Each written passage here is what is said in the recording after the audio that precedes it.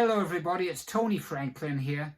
I'm sure that many of you have seen that wonderful picture of Jimmy Page and Jaco Pastorius playing together. That was 1985, the 30th of April. It was at the Lone Star Cafe in New York City. I was there and I was kind of instrumental in the jam happening. So I wanted to recall my side of it and all the events leading up to it. I can only go into so much detail because it'll get super long, and the rest will be in my book, and I assure you, those who've asked, that it's coming along nicely, and there's a lot of great stories and insights in there. So go back to April 29th, 1985. The firm played in New York's Madison Square Garden. And people ask me if you had to name one highlight in your career, if I could only name one, that would be it. I mean, Madison Square Garden with Jimmy Page, Paul Rodgers, Chris Slade, sold out crowd. And of course, those were the days of the big bass solo and drum solos.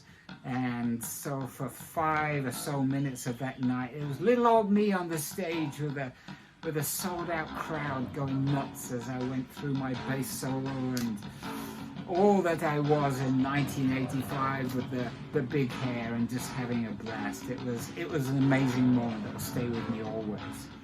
So the following night, we're in New York City and it's a day off, and so we're wondering what to do. So I'm looking through the paper and I see Jaco Pastorius Trio playing at the Lone Star Cafe. I knew nothing about the Lone Star Cafe, but anyway, it's Jaco Pastorius. So I called up Chris Slade. Hey, you want to come see Jacko play? I said, yes, I'm there.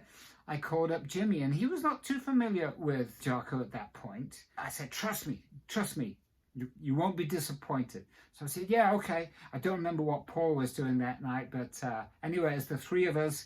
We had security with us because it was pretty crazy the day after we played Madison Square Garden. And so, yeah, we went in, we pulled up, and this tiny little place.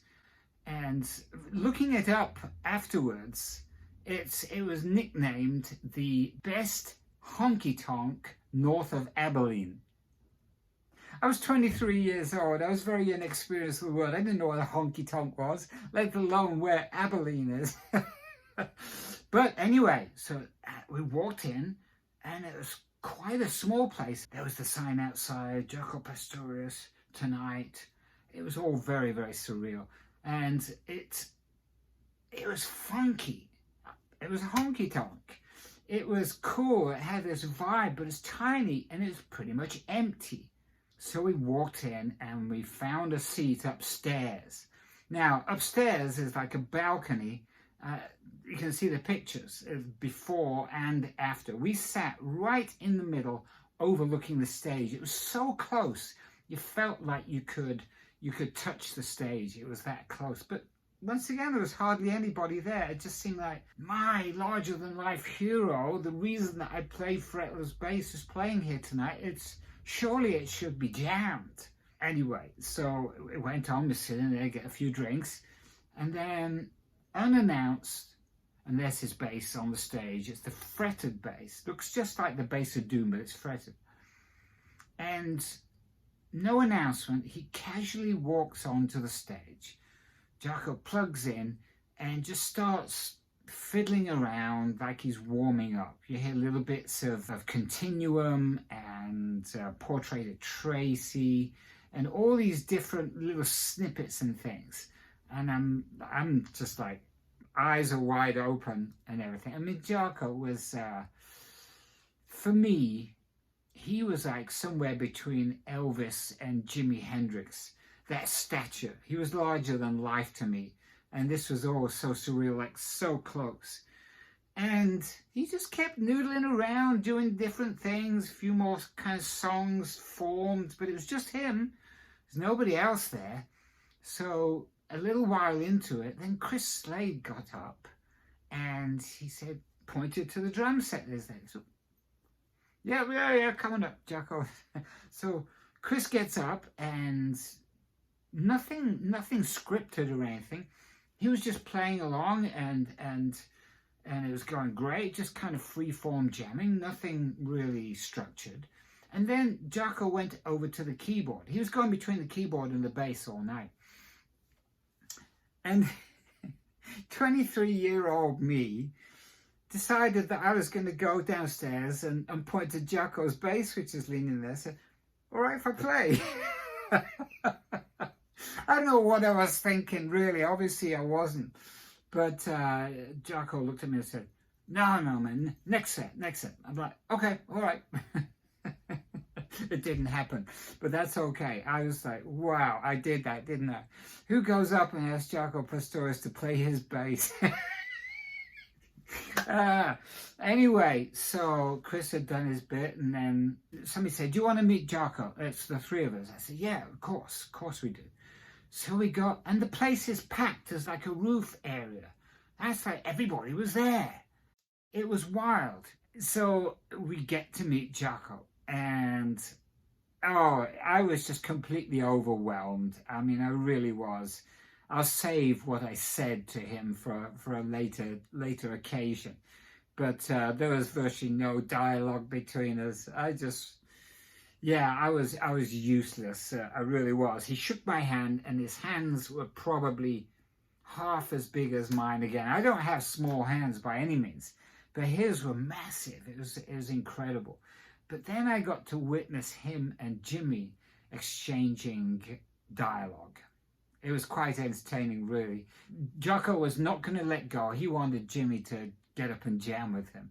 Jimmy did not want to do it. You got to figure, Jimmy Page, the expectations are high, right? He's the guy that wrote Stairway to Heaven. And by the way, I did not know anything about Led Zeppelin going into the firm. Not a lot of people know that, but I knew nothing. I wasn't really much of a fan of them. I was actually turned off them when I was about 15 or 16 years old. That's a whole other story into itself. I mean, there's so many stories that they're going to have to wait.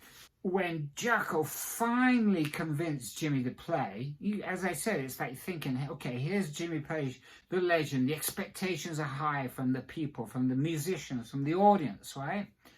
And so he's got to get on stage with an amp he's never played through before, on a guitar he's never played before.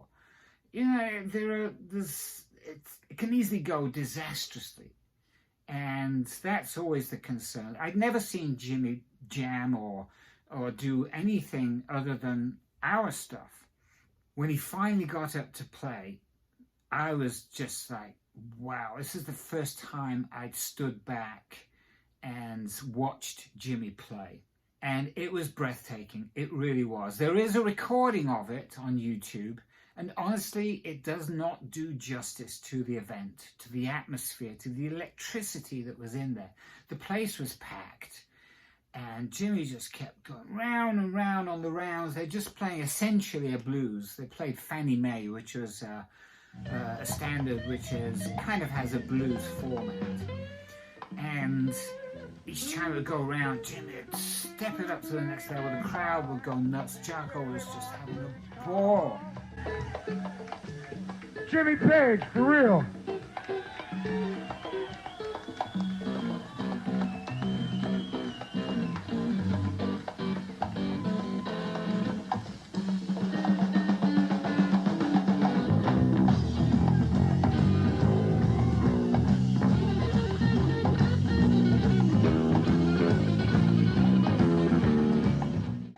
Jumping up and down and having a blast.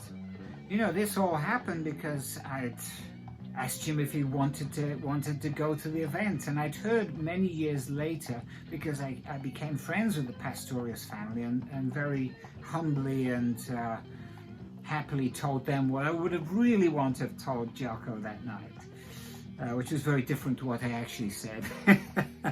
But so it was just a blast in there. You can hear the recording, look for it on YouTube.